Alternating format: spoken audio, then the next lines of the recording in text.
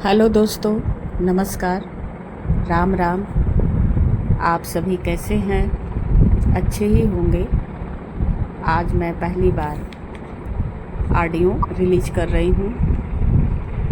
तो दोस्तों, छायावाद के प्रमुख 4 स्तंभ कवि तो थे ही, जिसमें प्रमुख हैं जयशंकर प्रसाद जी, सुमित्रा नंदन पंत जी और सूर्यकांत त्रिपाठी निराला जी, महादेवी वर्मा जी। तो आज मैं जयशंकर प्रसाद के विषय में ही बात करूंगी। मैं पिछले वीडियो में बता चुकी हूँ, जयशंकर प्रसाद की कुछ रचनाओं के विषय में मैं बोल चुकी हूँ, तो आप पिछला वीडियो देख लीजिएगा। मैं संक्षिप्त रूप से ही जयशंकर प्रसाद के विषय में इस समय बताऊंगी। तो जयशंकर प्रसाद जी का जन्म काशी के प्रतिष्ठित परिवार में हुआ था। ये मूलतः मादकता और आनंद के कवि हैं।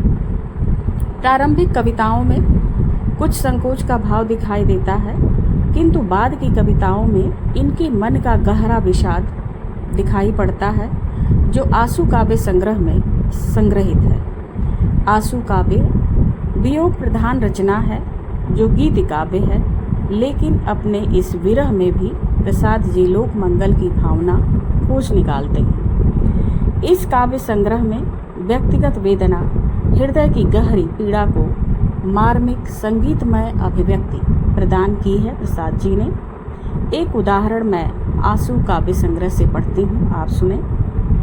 जो घनीभूत पीड़ा थी मस्तक में स्मृति सी छाई, दुर्दिन में आंसू बनकर वह आज बरसने आई।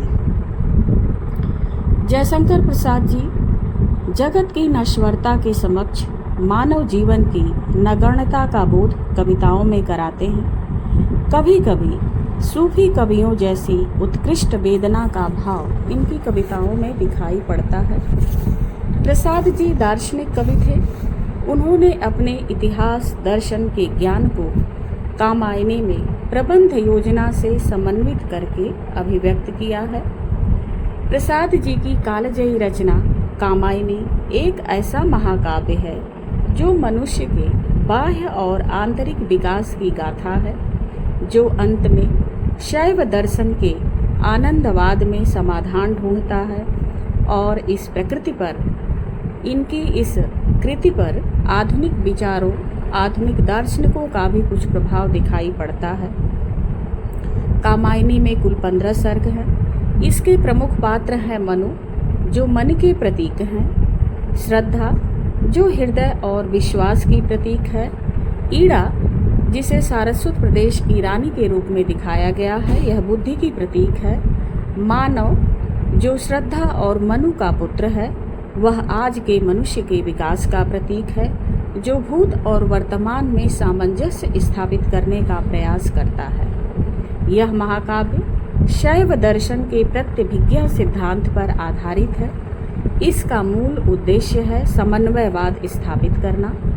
कवि का मुख्य उद्देश्य है मनुष्य को भौतिकतावाद से निकालकर आनंद की प्राप्ति व विश्व बंधुत्व की ओर प्रेरित करना। प्रसाद जी की प्रमुख काव्य संग्रह कामायनी, आंसू, लहर, झरना के अलावा भी प्रेम प्रतीक, महाराणा का महत्व, कानन कुसुम, चित्राधार जैसी काव्य रचनाएं हैं। कामायनी से कुछ उद्धरण मैं प्रस्तुत करती हूँ, आप सुनिए।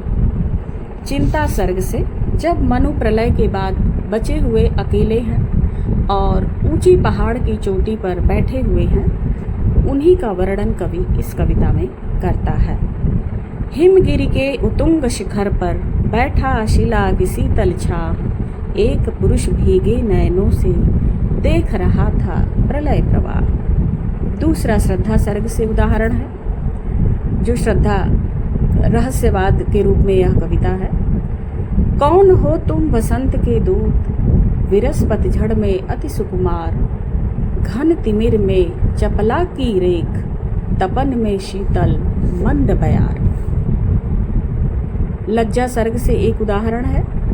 कोमल किसलय के अंचल में नन्ही कलिका ज्यों छिपती सी।